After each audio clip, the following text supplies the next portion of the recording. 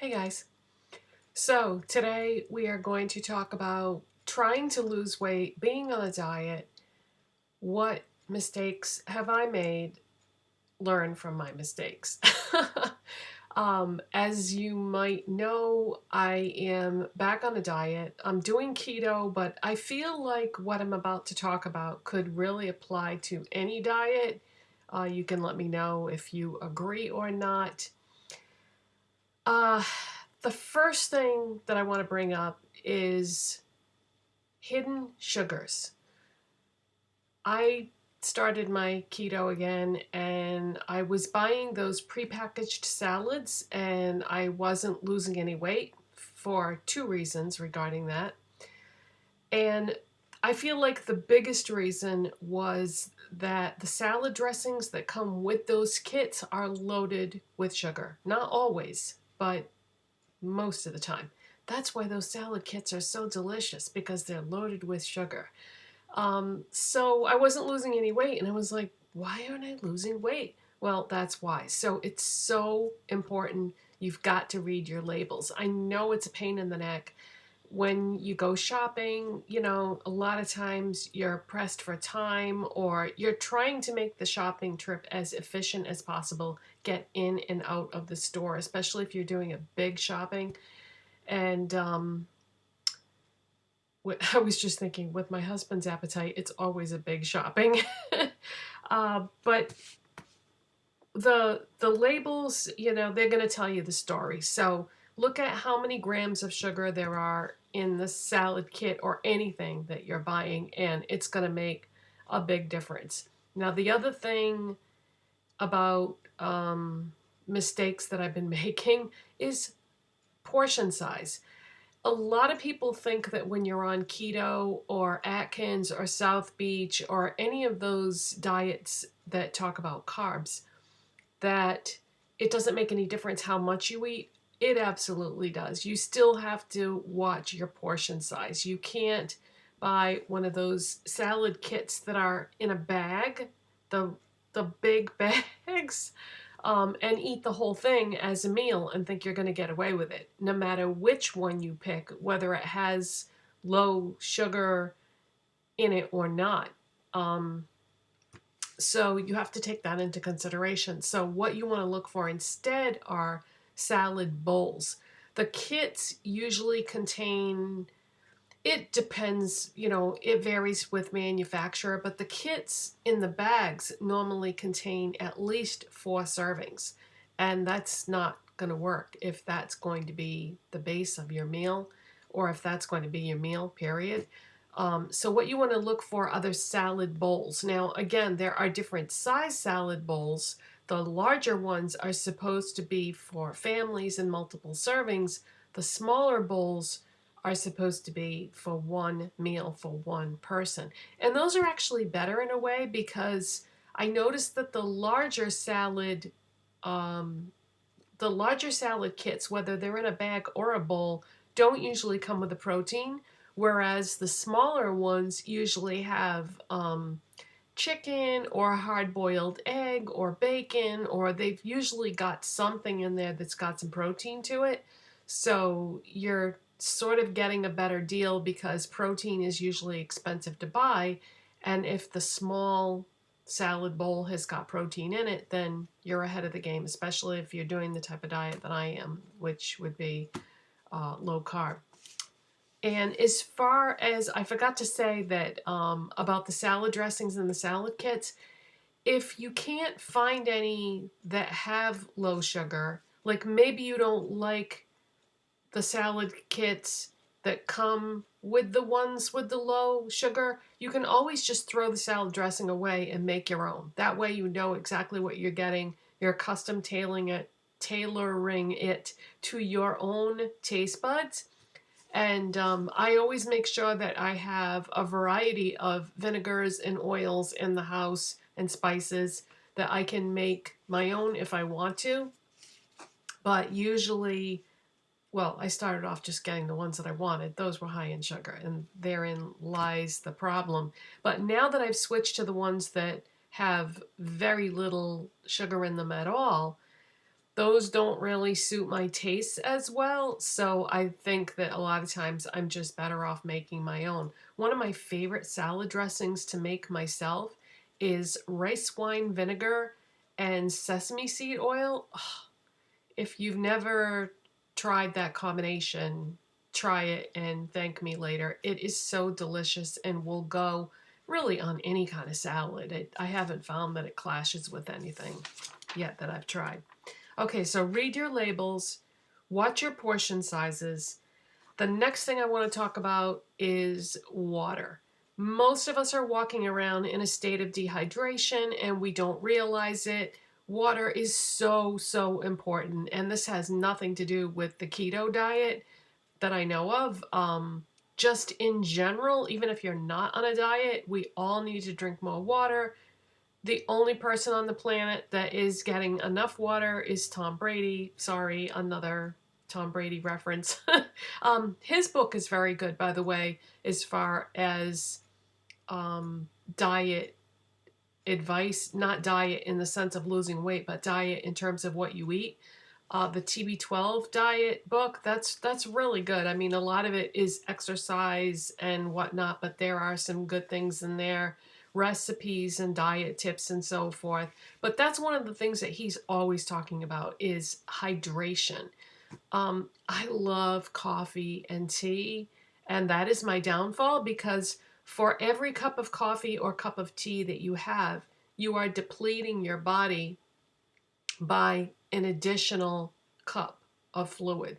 So every time you have a cup of coffee, you have to drink a glass of water to compensate for the fact that you just drank that cup of coffee. So think about that the next time you want coffee or tea. And of course, there's always decaf, but I don't really like to do decaf because the way that they decaffeinate the coffee beans and the tea leaves is not really a safe practice in my mind. If you don't know what I'm talking about, Google it. It's pretty shocking. I always thought that, decaf was okay. I never realized how exactly they did that. So yeah, I don't have decaf very often for that reason. But yeah, make sure you're drinking plenty of water. I used to get those big liter bottles of water in the summer, and I used to finish one of those every day minimum. That was my goal, was to at least drink one of those. Ideally, I should be drinking even more than that. We all should, but that was good for me. But now that the warm weather seems to be gone for the most part, although I heard it's going to be coming back. I don't know. It's all over the place now with the weather. It's cold, it's hot, it doesn't know what it wants to do. It's that transitional stuff that we always get between the seasons. But now that the weather isn't so hot anymore, literally, I'm not drinking as much water, and I'm craving coffee and tea even more. I always do. As soon as it starts to get cooler, I have to really force myself to drink water, which is why I was talking about that bubbly water the other day. Now, carbonated water is not ideal. You really are better off with regular water that doesn't have carbonation in it, because carbonation, I have heard or read that carbonation actually leaches calcium from your bones, which is not good for women. It's not good especially for older women. It's especially not good when your mom has osteoporosis. I had to shut the camera off because I could not think of the word. Yeah, my mother has osteoporosis, and I probably won't get it, but because she has it, that would make me more likely to get it. But I take after my dad's side of the family for everything. I'm just like that side of the family in so many ways. But anyways, yeah, my mom has osteoporosis, so calcium in your diet is important, and we don't want to be doing anything that's going to be removing the extra or what we have. So carbonated drinks should be limited, and think of it more as a treat, not something that you're drinking all day long. It's hard though because it's so fun, isn't it? Carbonation. Okay, so make sure you drink plenty of water, because not only is it important to stay hydrated, but if you drink plenty of water, things are going to go, when I say things, I mean food. Food is going to go through your system faster if you stay hydrated. If you don't drink enough water, then I know it's gross, but waste will stay in your body and longer. And you want it to go through, at a normal speed or as fast as possible, because otherwise it's going to make it a lot harder to lose weight. Okay, the next thing is something that I don't do that I probably should do, and that is try not to weigh yourself every day, because your weight is going to fluctuate on a normal basis no matter what you do. So you can't expect to see weight loss every single time you get on the scale. That's just unrealistic. Your body is going to do what it wants to do. It's going to fluctuate. And what happens is if you do everything right that day, then you get on the scale the next day and you didn't lose any weight, you're going to be disappointed and you're setting yourself up for failure and negative feelings. Whereas, if you lost weight every day, that means you'd be losing 7 pounds in a week. That's too much to lose in 1 week. It's kind of dangerous to lose weight that quickly. So they say that the ideal amount of weight to lose is 2 pounds a week, because if you lose it slowly, you're more likely to keep it off. But not if you're Mrs. the Doll, because my weight has yo-yoed my whole life, and I know that's not good for you.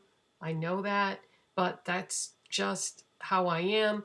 I go on a diet, I lose weight, I reach my goal, everything is wonderful, and then I slowly start eating things that I shouldn't.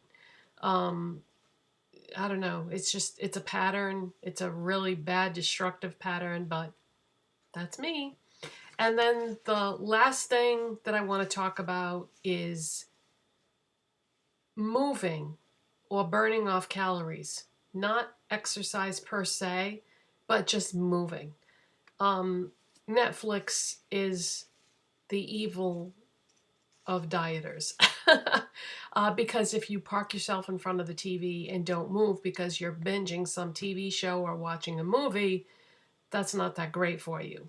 So I try to limit my intake of that. I mean, I do watch TV shows every day, but I try to just be careful how much of that I do. Or if I'm watching TV with my husband, we'll watch like an episode of a TV show and then we finish it and he'll say, "Want to go for a walk?" And we go for a walk around the neighborhood and then come back and then watch another episode. So we're moving in between. I'm really fortunate that my partner in life is very exercise oriented. And I don't even like to use the word exercise because it's just moving, and that's definitely helpful. He loves to go for walks and just keep moving and burn off those calories. Of course, remember I said earlier in the video that he likes to eat. Well, if you like to eat, then you got to burn the calories off that you're eating. But when he's not around, if he's at work or something, I try to keep that in mind. Like, no matter what I'm doing, get up and move once in a while and just keep moving, because it's not good to sit for too long of a period of time. And even if you're just walking around the house doing like small chores and stuff, it really helps. It makes a big difference. And if you want to get out of the house, you can just go walk around at stores. I do that a lot. I love to go to stores and look at stuff, and even if I'm not planning on buying anything, sometimes just for the exercise, especially the larger stores like Walmart and Target and shopping malls and big places that have a lot of square footage that you can really walk around a lot, because it really helps. It helps a lot. So I hope you enjoyed my diet tips, and that is it for today, you guys. Thank you so much for watching and subscribing, and I will see you in the next one. Bye.